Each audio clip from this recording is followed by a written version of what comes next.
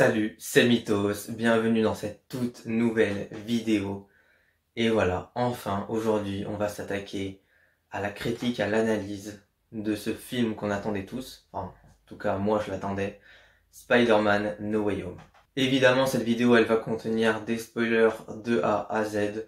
Donc si vous n'avez pas vu le film, allez le voir et revenez ensuite sur cette vidéo. Cette vidéo, elle va être assez longue, donc si vous voulez, posez-vous, prenez à manger, à boire, mettez-vous à l'aise et regardez cette vidéo tranquillement. Vous pouvez aussi faire des pauses. En tout cas, essayez de rester jusqu'à la fin de cette vidéo. Ça demande un travail assez conséquent et puis j'espère que ça vous plaira. Donc dans cette vidéo, ce qu'on va faire tout d'abord, c'est que je vais donner mon avis rapide sur le film. Ensuite, je vais analyser les scènes importantes, puis les scènes post-génériques qui disent de très belles choses. Et enfin, je vais revenir sur les différents personnages. Donc mon avis rapide, ce film était incroyable. Bon, évidemment, je peux pas être objectif parce que ce film, je l'ai attendu pendant un an et demi. Et vraiment, là, c'est la concrétisation de tout ce qu'on a théorisé, tout ce qu'on a attendu, tout ce qu'on voulait voir. Et puis 20 ans de films Spider-Man qui se terminent avec celui-là. Et ça, ça fait très plaisir. Évidemment, ce film, il a des défauts, des incohérences. Mais après, c'est pas vraiment pour voir un film incroyable et irréprochable qu'on va au cinéma. En tout cas, voir ce film-là, c'était avant tout pour passer un excellent moment, revoir des personnages qu'on avait vus il y a très longtemps, et puis surtout kiffer et passer un très très bon moment. We started getting some visitors. From every universe.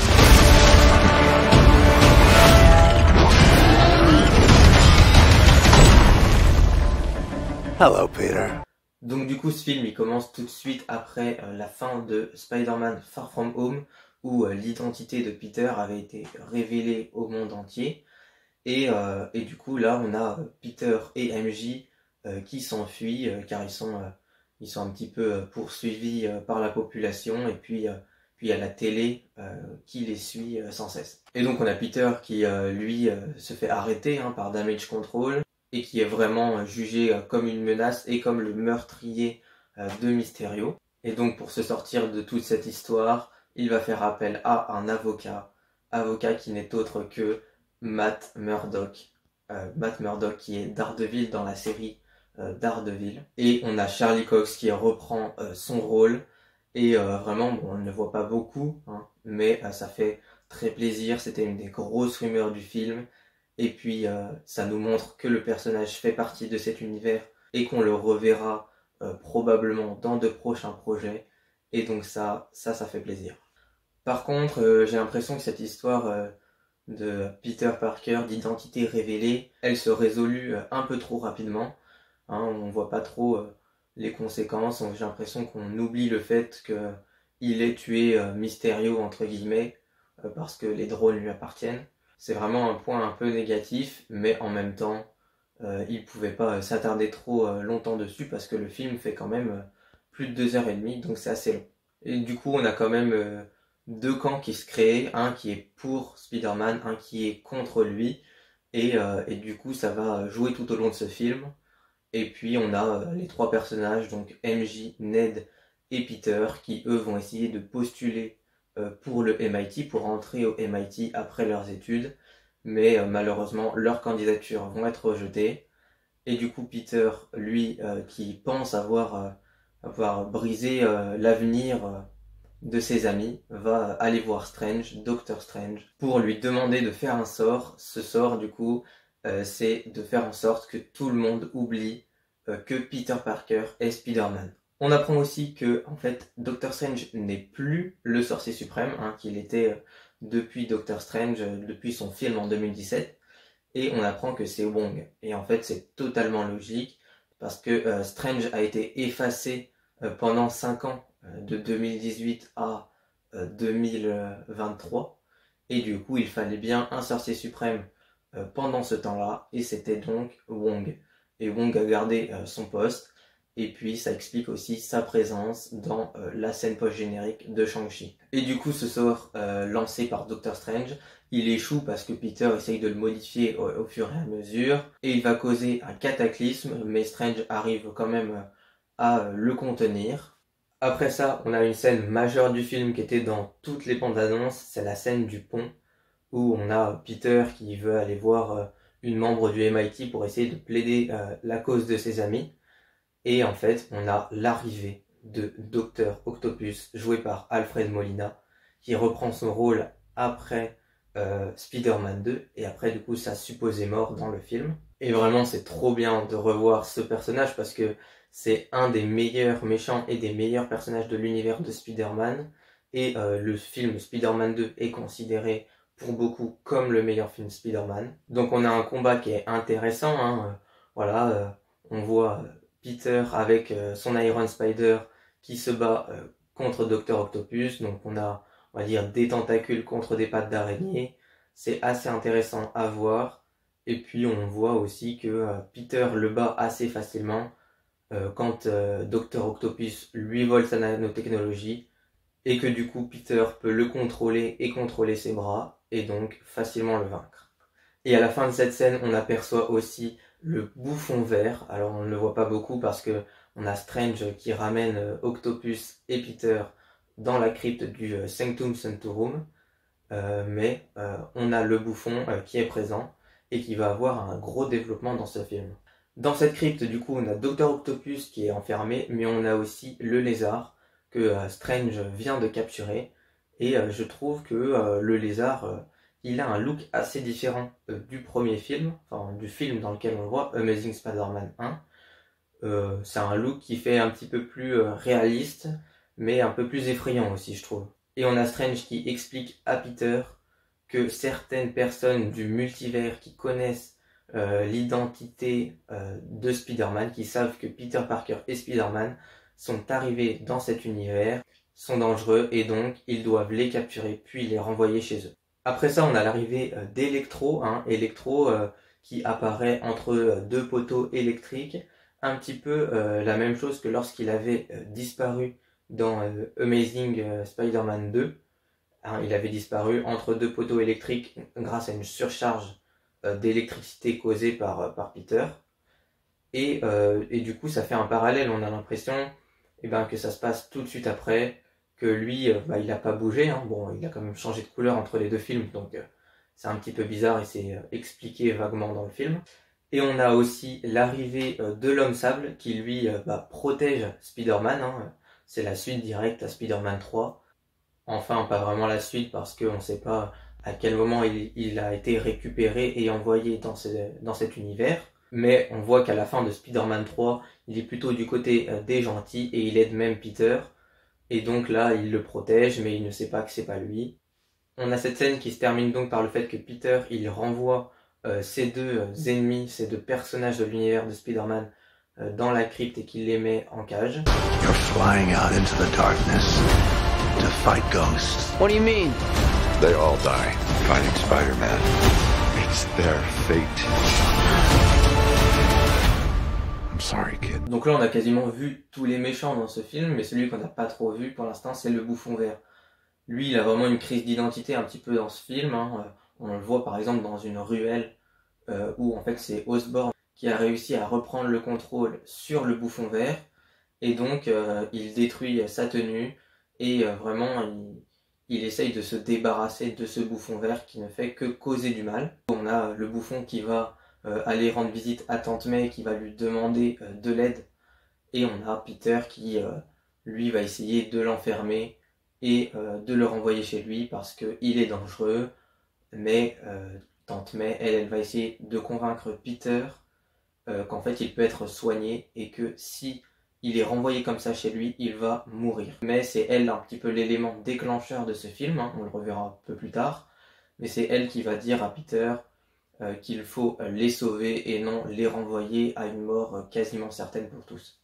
Du coup, Peter, il retourne à la crypte avec Osborn, et du coup, on a cette confrontation, cette discussion entre Dr. Octopus, Osborn, donc le bouffon vert, et tous les autres méchants.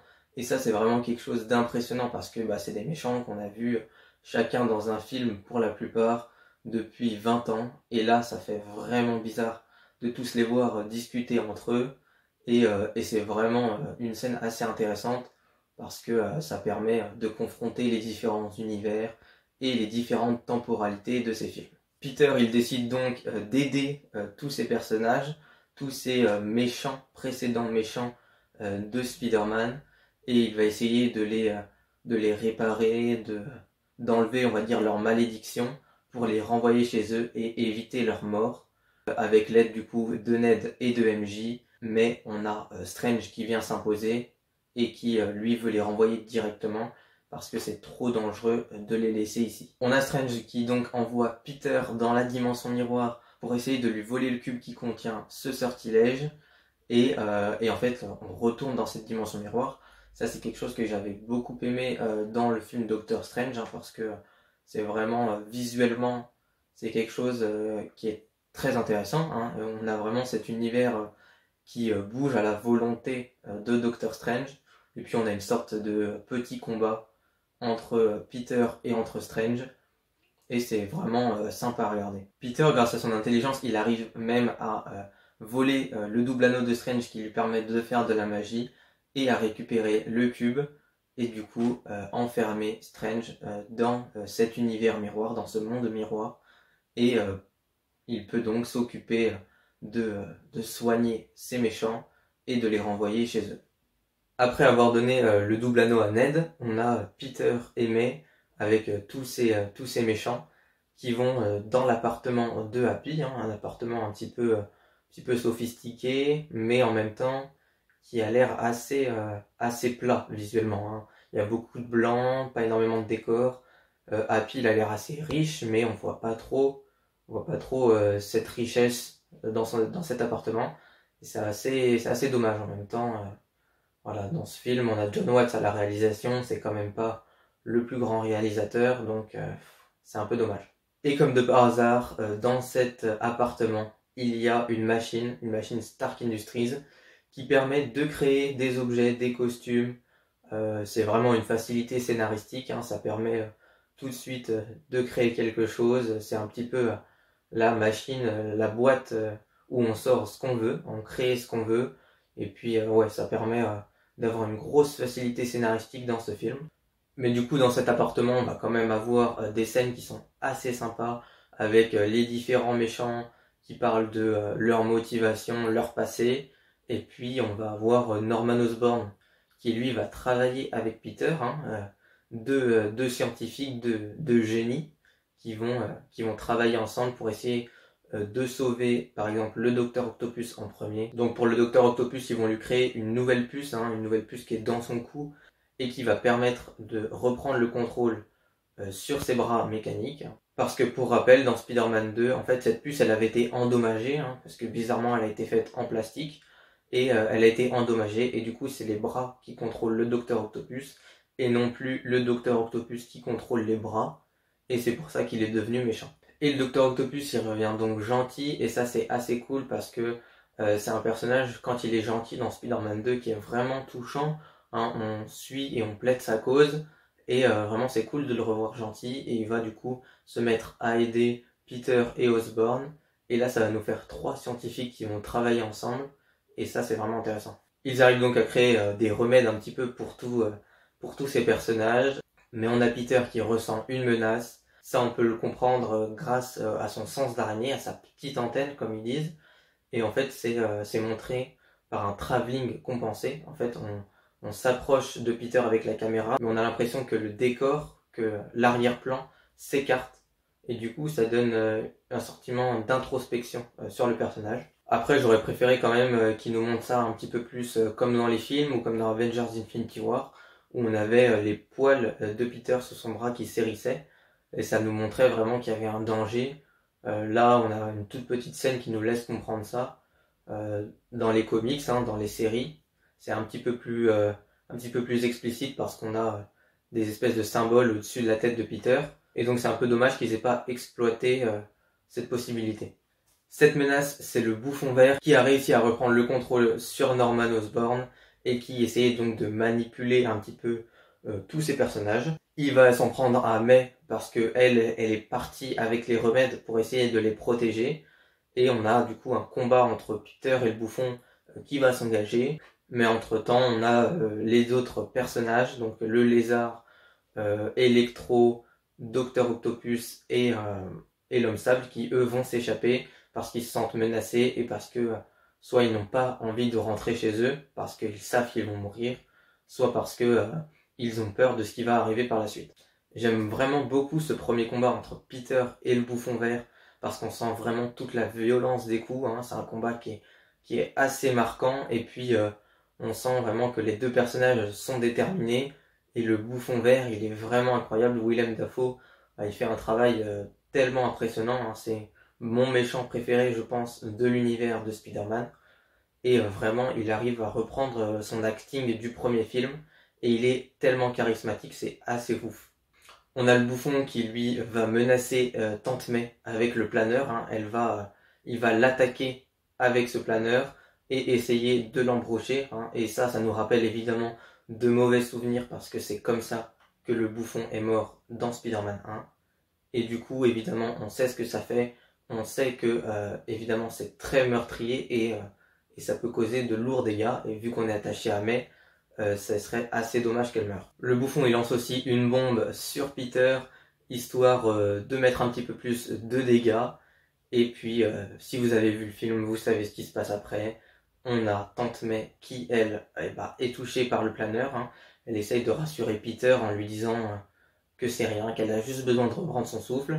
Mais finalement, Peter, lui, il comprend que c'est terminé. Et là, on a une scène très touchante entre les deux personnages, hein. Mais elle va faire vraiment office de déclencheur chez Peter. Elle va lui inculquer que un grand pouvoir implique de grandes responsabilités. La fameuse phrase dite par l'oncle Ben normalement. Et là, c'est vraiment touchant parce qu'on sent Peter qui est dévasté, mais qui en même temps doit s'enfuir parce que il est recherché, parce qu'il a ramené tous ses méchants dans cet univers. Mais en même temps, sa tante est morte et c'est le dernier rempart, la dernière famille qui lui restait. Et là, il est vraiment dévasté. Et donc, après avoir versé quelques larmes, hein, on a le bouffon qui, lui, s'en va. Et d'ailleurs, j'aime beaucoup son look qu'il a. Il a plus son masque, c'est un peu dommage, mais là, il a une sorte de look un petit peu plus comme dans les comics, j'ai l'impression, avec un sweat et en même temps un petit peu de vert et de violet sur sa tenue. Et puis on a cette capuche aussi, on voit qu'il a un look qui a bien évolué malgré le temps et c'est quand même assez intéressant. Donc Peter il s'enfuit et j'ai trouvé qu'on avait un plan qui était magnifique après, hein. C'est un des plans les plus beaux du film, bon il y en a quelques-uns mais c'est pas ce qu'on peut retenir on va dire de ce film. C'est un plan qui ressemble à une image hein, qu'on a eu, une image promotionnelle hein, que je vous mets là.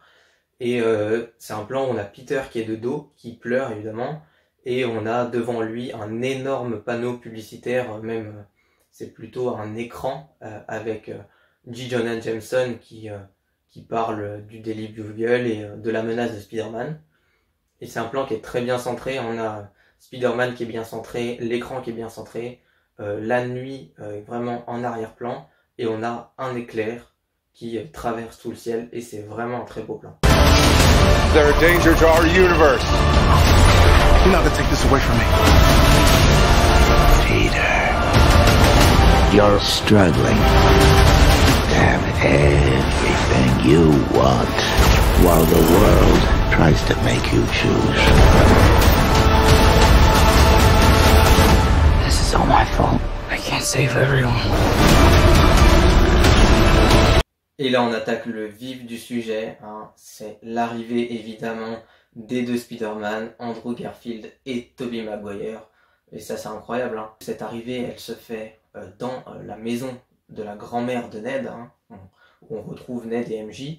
Et on a Ned et MJ, et en fait ils s'inquiètent de Peter parce qu'ils n'ont pas de nouvelles, est-ce qu'il va bien? Et Ned il nous fait un signe avec ses mains, je sais pas, il fait un petit peu n'importe quoi, il dit je veux revoir Peter Parker. Et là on a une sorte de portail qui s'ouvre, un portail à la Doctor Strange. Bon ça c'est un petit peu n'importe quoi parce que si vous avez vu Doctor Strange vous savez très bien que lui, il lui a fallu des jours, voire des mois, voire des années pour réussir à faire un portail.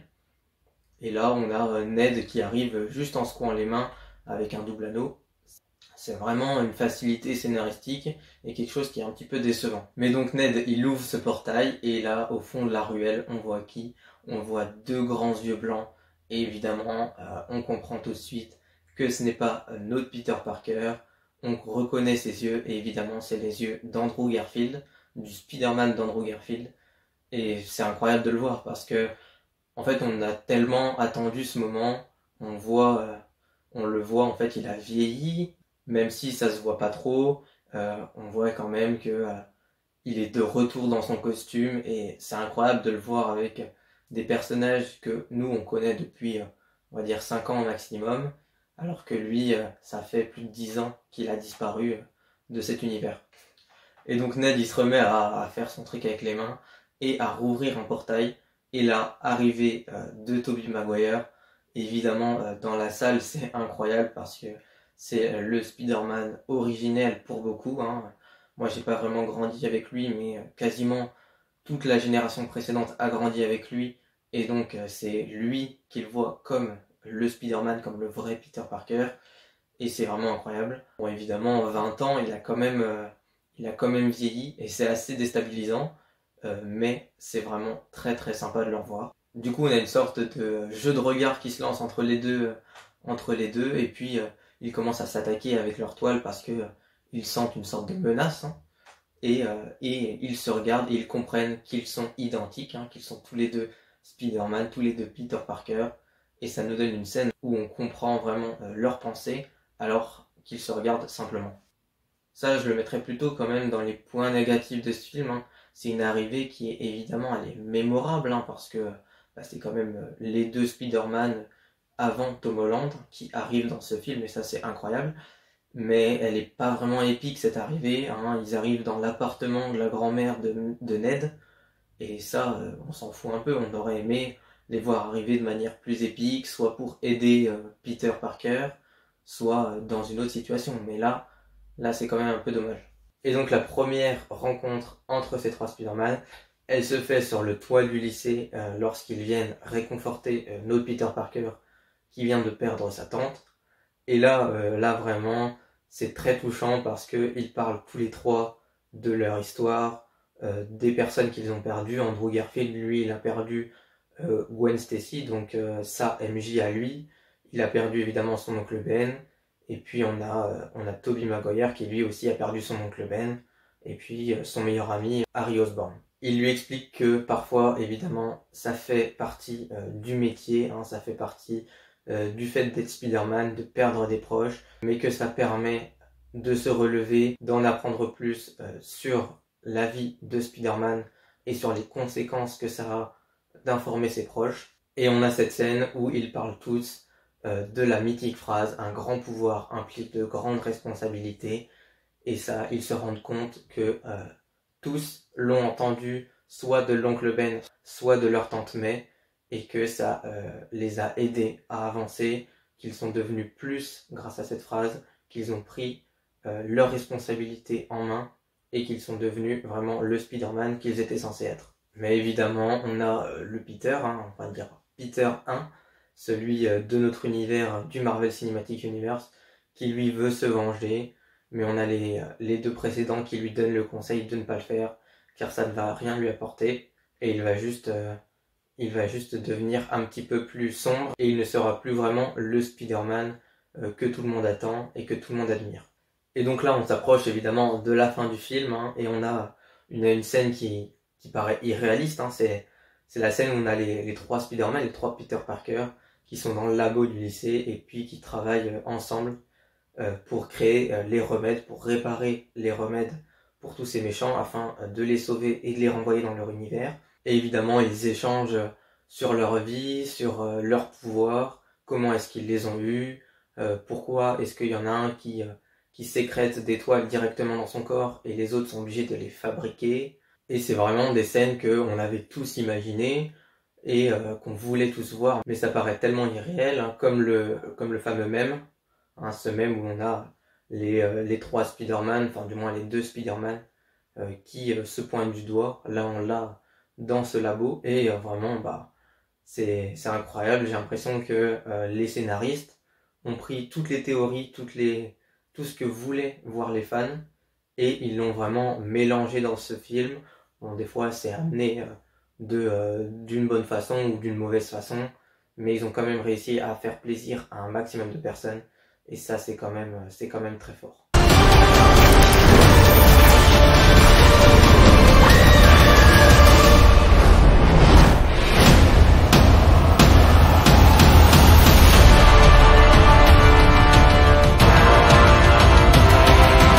Et du coup, le combat final qui lui se déroule sur la Statue de la Liberté, qui est, on va dire, un petit peu rénové, mise à jour avec le bouclier de Captain America et les échafaudages, ces fameux échafaudages qu'on avait vus dans certains leaks, enfin supposés leaks de ce film. On voyait un fond bleu, des échafaudages et 2 personnes en costume de Spider-Man, et on ne savait pas si c'était Tobey Maguire et Andrew Garfield. Et donc là, on a la preuve que ce sont eux. Évidemment, on les voit un petit peu discuter de leurs précédents combats, de leurs précédents ennemis et de leur technique de combat. Bon, ça c'est bien drôle, mais là on a l'arrivée d'Electro, du Lézard et de l'Homme-Sable qui vont essayer de récupérer le cube pour le détruire ou du moins pour rentrer chez eux. Ils essayent de les battre, de les soigner, mais ça ne marche pas parce qu'ils ne sont pas coordonnés. Là c'est pour ça qu'ils vont essayer de s'aligner, de s'entendre et de se parler, et ça va donc nous donner une des meilleures scènes du film quand ils combattent tous en même temps, ils sont coordonnés, ils passent par exemple devant la lune et on les voit en position, et ensuite ils attaquent tous en même temps les 3 méchants que je viens de citer, et ça c'est vraiment une scène qui est marquante et pour moi la scène la plus incroyable de ce film, parce que c'est tellement irréel que ça fait tellement plaisir, c'est incroyable. Donc facilement on a le lézard qui est soigné et qui reprend son apparence humaine qu'on avait vu du coup dans le premier Amazing Spider-Man. On a l'Homme-Sable qui lui aussi est soigné et on revoit aussi son apparence humaine, et on a Tobey qui lui parle et évidemment ça nous rappelle des souvenirs de Spider-Man 3. Et par contre malheureusement on a Electro qui lui est trop puissant parce qu'il a récupéré un réacteur Arc qui a été construit par Tony Stark et qui en fait est la puissance du soleil mais en miniature. Ça lui donne une énergie considérable, mais évidemment on a l'arrivée du Docteur Octopus qui est encore gentil et qui va les sauver et soigner Electro. On a aussi un petit easter egg avec Andrew Garfield qui parle à Electro. Ça nous rappelle évidemment les scènes de Spider-Man Amazing 2 quand ils se discutent, Max Dillon et Andrew Garfield de Peter Parker. Et on a Max, on a Electro qui lui dit t'es sympa, tu viens du Queens, je pensais que t'étais noir, et ça fait référence évidemment à Miles Morales, et peut-être que c'est une porte d'entrée pour le personnage dans l'univers. Et du coup après que tout cela soit soigné, évidemment il reste le bouffon. Lui il arrive, il détruit l'échafaudage, et là on a MJ qui tombe, et on sait tous, évidemment, on voulait tous qu'il se passe ce qu'il s'est passé. On a Peter, notre Peter, Tom Holland, qui lui se jette pour la récupérer, mais qui est empêché par le bouffon. Et on a Andrew Garfield, qui lui va aller la sauver et va, on va dire, briser le mauvais sort qu'il avait eu dans Spider-Man Amazing 2, où Gwen Stacy était tombée et il n'avait pas pu la rattraper à temps. Et elle était morte, il s'en est voulu toute sa vie. C'est un moyen pour lui de se rattraper. On le voit vraiment avec les larmes aux yeux. Il est content d'avoir pu la sauver, et puis que Peter n'ait pas à vivre la même chose que lui il a vécu. Voilà, cette scène c'était une scène qu'on avait vue dans le trailer, enfin on n'avait pas tout vu, mais c'est une scène qu'on attendait tous. Et ensuite on a du coup l'arrivée de Doctor Strange qui lui revient du monde miroir, et qui découvre que le sortilège est devenu incontrôlable, et qui va quand même essayer de le ralentir et de trouver une façon, un moyen d'empêcher que tous ces ennemis, tous ces personnages qui connaissent l'identité de Spider-Man arrivent dans cet univers et que ça soit vraiment incontrôlable. Là, il va falloir parler, le combat qui est aussi une scène incroyable, le combat bouffon vert contre Spider-Man de Tom Holland, où on sent vraiment que Tom Holland, lui, il a juste qu'une envie, c'est de le tuer. Il donne toute sa force dans ses coups, vraiment. Il est d'une puissance incroyable. Il est tellement convaincant. Là, Tom Holland, il fait un travail d'acteur qui est assez incroyable. Et son personnage, il a énormément évolué dans le film. Et on sent vraiment qu'il a envie de le tuer. Il met toute sa puissance dans ses coups. Et c'est une scène qui est incroyable. Hein. Le bouffon, il peut plus rien faire. Je vais l'éclater. Et évidemment, il va essayer de le tuer avec le planeur.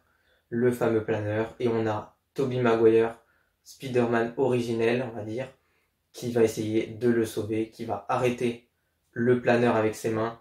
Et ça, c'est incroyable. On a finalement Spider-Man qui empêche Spider-Man de tuer son plus grand ennemi, le bouffon vert. Tom Holland, il comprend évidemment qu'il ne doit pas le tuer, qu'il va devenir celui qu'il ne veut pas devenir.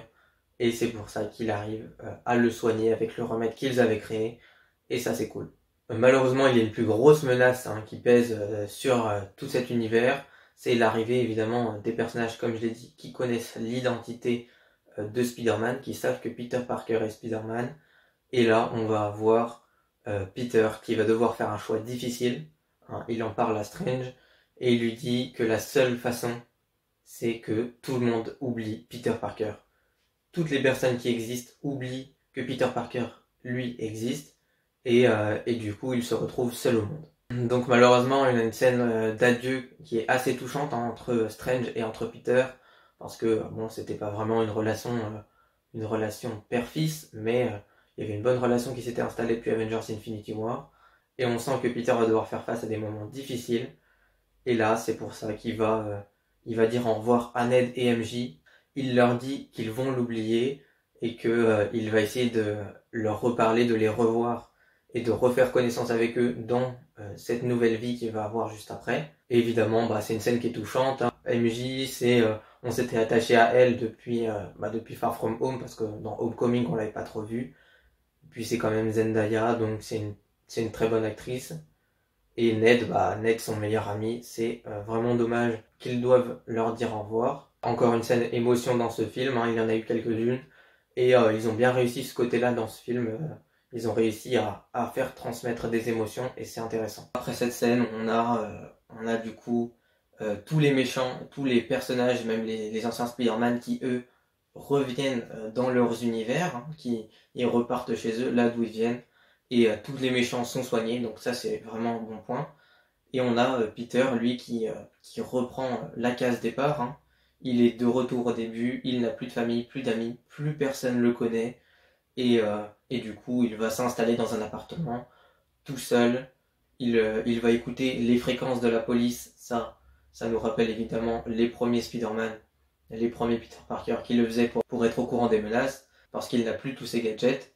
Et il va se créer évidemment un nouveau costume, un costume qui ressemble plus à celui d'Andrew Garfield et de Tobey Maguire. C'est vraiment un héritage qu'ils lui ont laissé, et il va mettre, on va dire, un bleu un petit peu plus pétant et un petit peu plus scintillant sur son costume. Et du coup, ça permet de rebooter l'univers et de commencer une nouvelle trilogie qui est déjà prévue. Le 4e film est en préparation, donc ça devrait sortir en 2024-2025 je pense, et ça promet d'être très intéressant. Malheureusement, vu comme c'est parti à la fin, Peter il ne dit pas à Ned et MJ que c'est Peter Parker et tout, que c'est leur ami, il n'arrive pas à leur parler, il les laisse dans leur vie, loin de ses problèmes. Mais ça me fait un petit peu peur, j'espère quand même qu'on les reverra dans la prochaine trilogie, parce que c'est des personnages qui sont importants pour notre Peter Parker, ça permettrait de nous montrer une manière différente de comment ils se sont connus. Et ouais, ça serait assez intéressant qu'on les voit. Et puis je pense qu'on peut pas vraiment se passer d'acteurs comme Zendaya, parce que c'est quand même une actrice qui en ce moment est en plein essor, qui est présente sur beaucoup de grosses productions, et ça serait dommage de la laisser. Bon, maintenant on a vu un petit peu tout ce qui s'était passé dans ce film, je vous ai dit que ça allait être une grosse vidéo. Là on va entamer les scènes post-génériques.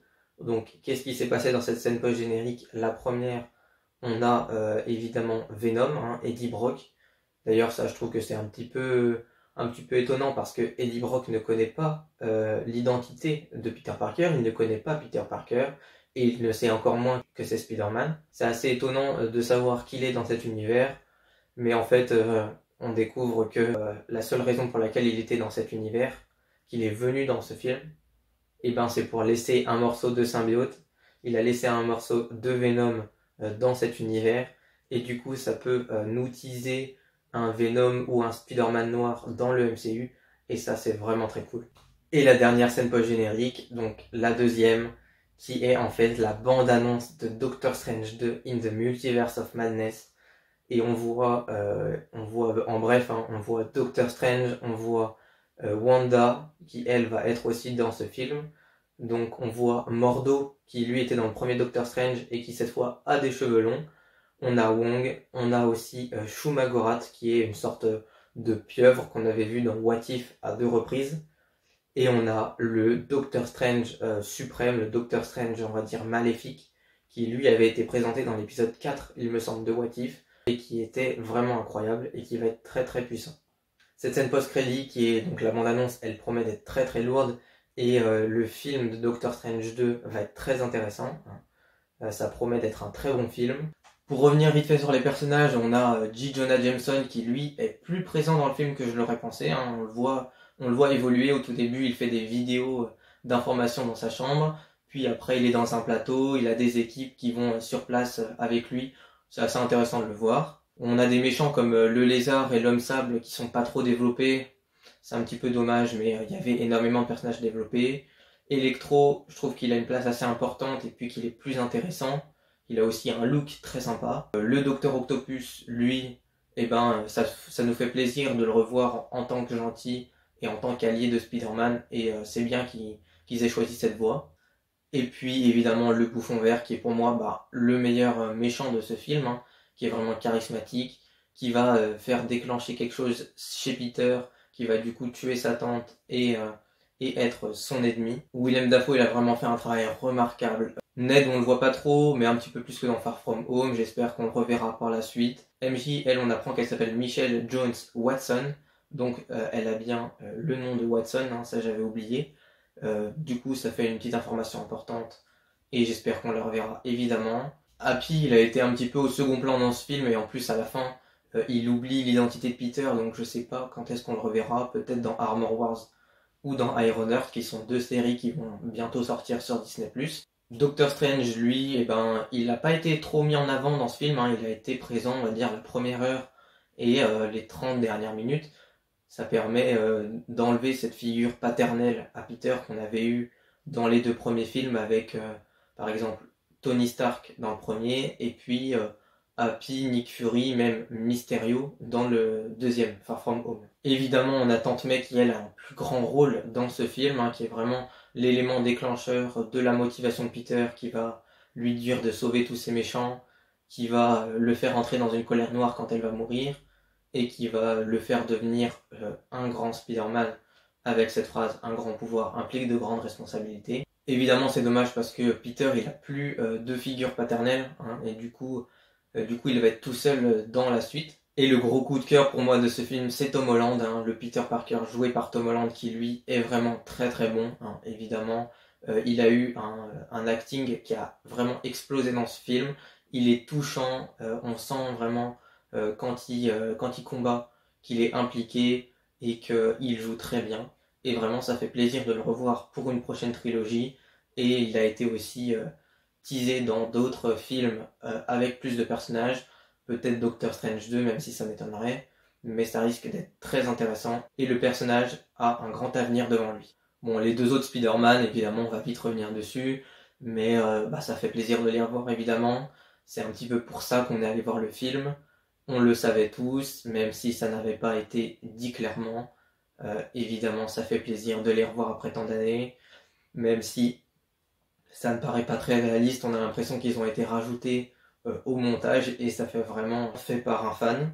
Mais ça nous donne des scènes qui sont incroyables avec les 3 Spider-Man, Peter Parker, qui sont des câlins, qui parlent entre eux, et c'est incroyable. Bon, et bien, je suis revenu sur ce film, ça nous fait une très grosse vidéo. J'espère que vous avez aimé, j'espère que vous avez regardé le film, hein. Si vous l'avez vu, dites-moi dans les commentaires ce que vous en avez pensé. La vidéo est beaucoup plus longue que d'habitude, donc dites-moi si le format vous plaît, si c'est bien rythmé, est-ce que j'aurais pu enlever des passages ou ou approfondir certains trucs. Dites-moi évidemment votre scène préférée et vos personnages préférés du film dans les commentaires.